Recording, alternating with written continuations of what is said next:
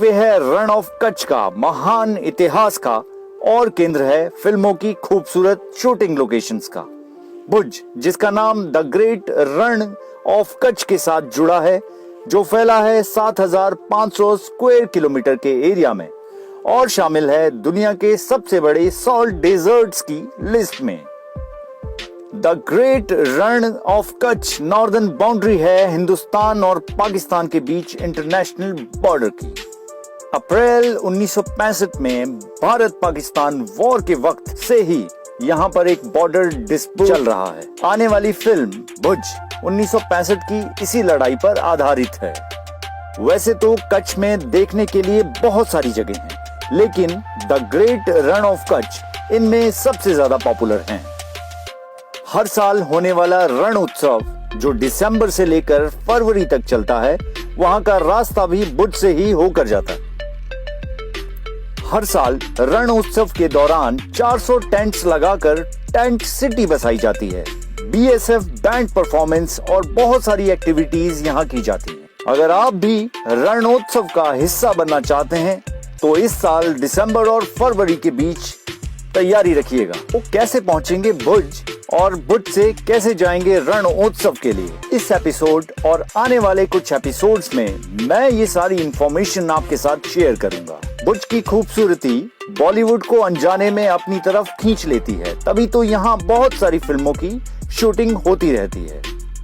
Are राजकुमार, गोरी तेरे प्यार में, रामलीला, लगान, द गुड रोड, डुकड़ू, हम दिल दे चुके सनम, कमांडो, जेपी दत्ता की रिफ्यूजी और अनगिनत फिल्म्स की शूटिंग यहाँ हुई है।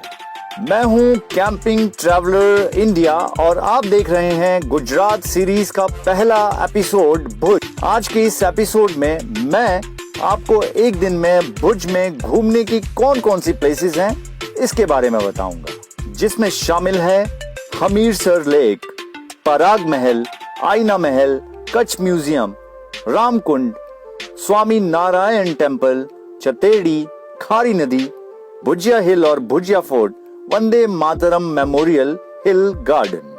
भुज, जो कि गेटवे है द रण ऑफ कच्छ का, जाने के लिए हिंदुस्तान के हर एक शहर से भुज को कनेक्ट करने के लिए फ्लाइट, ट्रेन, लग्जरी और डिलक्स बसेस अवेलेबल हैं। क्योंकि मैं नॉर्थ इंडिया से हूँ तो मेरी जर्नी शुरू हुई चंडीगढ़ से दिल्ली और दिल्ली से ट्रेन लेकर भुज। अहमदाबाद, बड़ोदरा, सूरत, मुंबई, दिल्ली, कोलकाता, मुरादाबाद, बरेली, खड़गपुर, उज्जैन, ये सब सिटीज रेलवे से भुज के साथ कनेक्टेड हैं। लीजिए, हम पहुंच चुके हैं भुज और ये है भुज का प्लेटफॉर्म। मेरे साथ इस ट्रिप पर है नीलिमा अधिकारी, जो मेरी को ट्रैवलर होंगी। हम दोनों साथ में यहाँ ट्रैवल करेंगे। ये है वो ट्रेन जो निकलती है बरेली से और भुज के लिए आती है। हम इसमें बैठे हैं दिल्ली से। टाइम था 11:50 का और अब हम पहुँचे यहाँ। इस वक्त सुबह के 10 बजे हैं। भुज का एक डोमेस्टिक एयरपोर्ट भी है, जहां मुंबई और दिल्ली से फ्लाइट्स भुज के लिए चलती हैं। स्टेट ट्रांसपोर्ट की बसेस आपको अलग अलग शहरों से भुज लेकर आती हैं।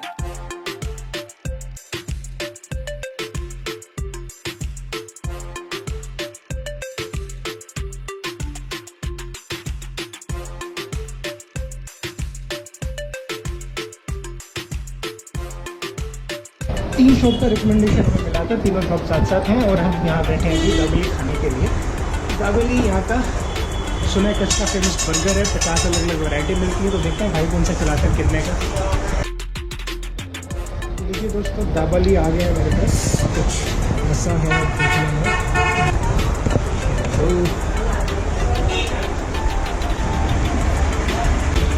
जिसने बताया सही बताया, दाबेली खाने का मज़ा ही अलग है। एक सिंपल बर्गर में सही तरह का इंग्रेडिएंट डाल दिया जाए तो क्या स्वाद आता है, ये आज पता चला।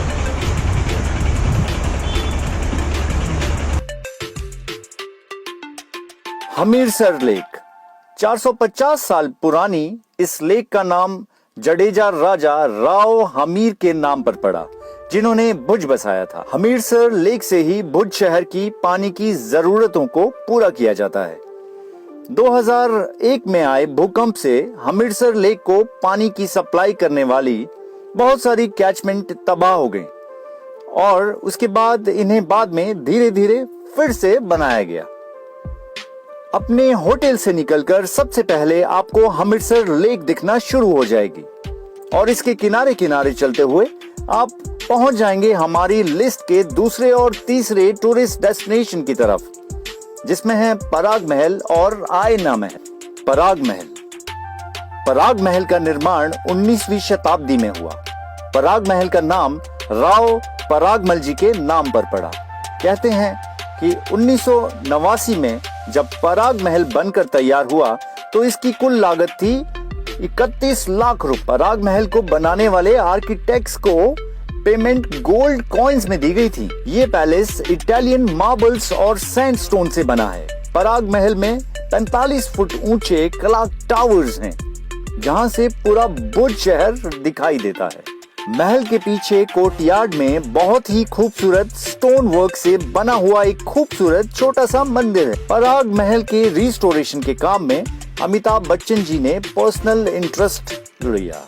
लगान फिल्म में ईस्ट इंडिया कंपनी का दफ्तर पराग महल में ही दिखाया गया है। हम दिल दे चुके सनम फिल्म की शूटिंग भी पराग महल में ही हुई है। लीजिए, हम बाहर निकल आए हैं पहला महल देख करके, और ये था पराग महल। इसके बिल्कुल नज़दीक में आपको देखने को मिलेगा आईना महल। ये व्यू है आईना महल।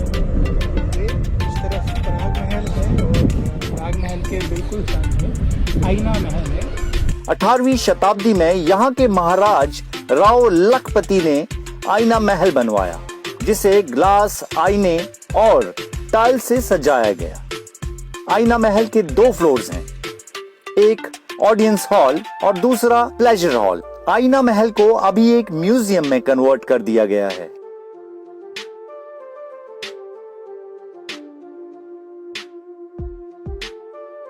कच्छ म्यूजियम, ये गुजरात का सबसे पुराना म्यूजियम है।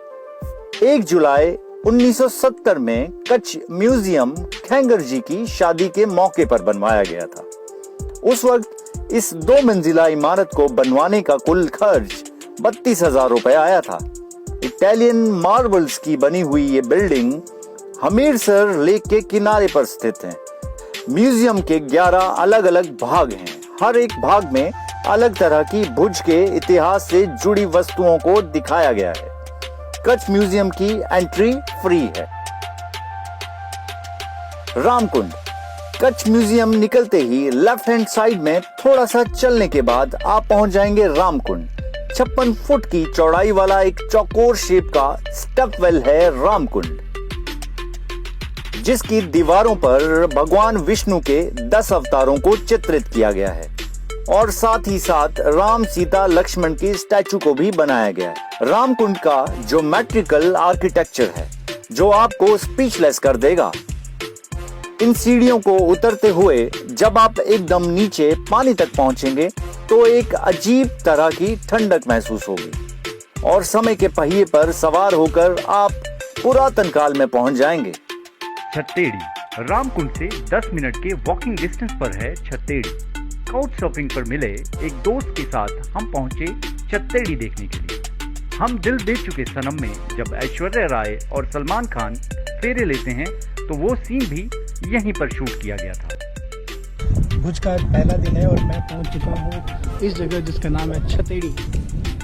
हमारी हिंदुस्तानी में छत बोला जाता है रूफ को, और छोटी रूफ को छत्तेड़ी कहते हैं। तो छत और छत्तेड़ी, यहाँ छोटे छोटे स्ट्रक्चर हमें नज़र आएंगे जो अलग अलग तरह की रूफ को रिप्रेजेंट करते हैं। ये स्ट्रक्चर यहाँ क्यों बनाए गए, इन सब बनाने के पीछे जो मकसद रहा भुज के राजा का, वो ये कि जब भी परिवार में किसी की मौत होती थी तो उसको कहीं पे भी जलाएं, लेकिन उनकी यादगार के तौर पर इस जगह पर यहाँ एक स्ट्रक्चर बना दिया जाता था।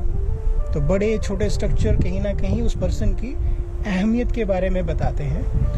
तो जितने स्ट्रक्चर आप यहाँ देख रहे हैं एक स्मारक है किसी की मौत का। कुछ स्ट्रक्चर ऐसे हैं जिसमें आपको छत नज़र नहीं आएगी, जैसे कि एक बहुत खूबसूरत जगह है लेकिन इसका जो छत है वो गायब है। इसकी वजह है कि जो भुज में या गुजरात में आया था भूकंप, तो बहुत बड़ा एरिया ऐसा है गुजरात का जो डैमेज हुआ था, बिल्डिंग्स डैमेज हुई थी, उसी वक्त पे ये स्मारक भी डैमेज हुए थे। और यही वजह है कि इन स्मारक के ऊपर आपको कुछ जगह पर छत नज़र नहीं आएगी और कुछ जगह सिर्फ लेफ्ट ओवर्स यानी अवशेष।